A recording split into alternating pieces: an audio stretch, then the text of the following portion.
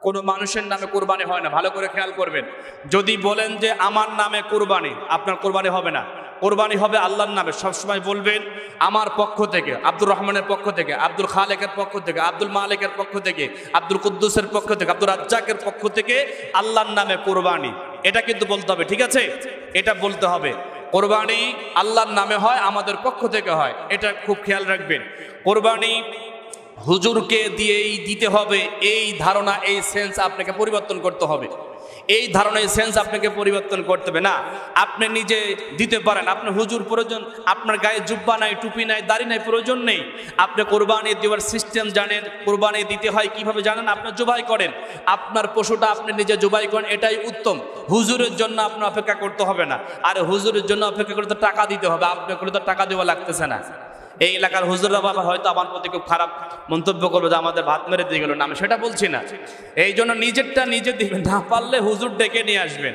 হ্যাঁ, হুজুর ডেকে নিয়ে আসবেন। কিন্তু হুজুর ডেকে নিয়ে আসার পরে আমাদের সমাজের এমন সিস্টেম হলো, আপনি 1 লাখ, 1.5 লাখ, 2 লক্ষ টাকা দিয়ে আপনি গরু কিনতে পেরেছেন, এতে কোনো সমস্যা নাই। হুজুরের 500 টাকা দেবেন, কলিজা মনে হয় ছিঁড়ে যাচ্ছে, আছে না নাই? হুজুরের 500 টাকা দিবেন, কলিজা ছিঁড়ে যায়। আরে আপনার মন মাইনে এত ছোট। হুজুর বছরে একবার কুরবানি দেয়, চিন্তা করে যে এখান থেকে কিছু টাকা হয়তো আমি উপার্জন করে আমার ফ্যামিলি নিয়ে চলবো। গরিব মানুষ তো, ম্যাক্সিমাম উলামা একরাম তো গরিব মানুষ, অবহেলা। আপনারা চিন্তা করেন, 7 ভাগে কুরবানি দিয়ে মিনিমাম 100 কোটি টাকা, 700 টাকা হুজুরকে ধরায় দেয়, উনি খুশি হোক। এমনও মানুষ আছে, এমনও মানুষ আছে যে 200 টাকা দেয়, 100 টাকা দেয় 7 ভাগে, আছে না নাই?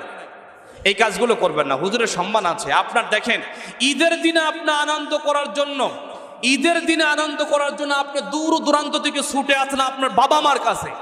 কোথায় ঢাকা, কোথায় চট্টগ্রাম, কক্সবাজার চাকরি করেছেন, ছুটি নিয়ে মাত্র 5 দিনের জন্য জীবনের রিস্ক নিয়ে গাড়িতে উঠতে পারেন না, সিট পান নাই, দাঁড়িয়ে আপনি একজনের গায়ের উপর আর একজন চড়ে খুব ভিড়ের ভিতরে আপনি বাবা মার কাছে ঈদ করার জন্য চলে আসছেন। অথচ হুজুর এলাকায় থাকে, মাওলানা এলাকায় থাকে, খতিব এলাকায় থাকে, ঈদের আনন্দ বিসর্জন দিয়ে আপনার ঈদগাহে নামাজ পড়াইতে আসে।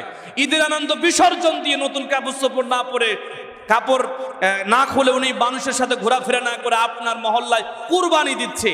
আপনি কি এটা একটা ত্যাগ মনে করবেন না? এই জন্য আপনারা হুজুরদেরকে সম্মান করুন। অত্যন্ত পক্ষে 100 করে টাকা হলেও 700 টাকা হুজুরের হাতে দিয়ে দিবেন। আমি কি কষ্ট দিলাম আপনাদের? হ্যাঁ, আমি এগুলা হুজুরদের বললাম, যেহেতু হুজুররা আসলে আশা করে আসে।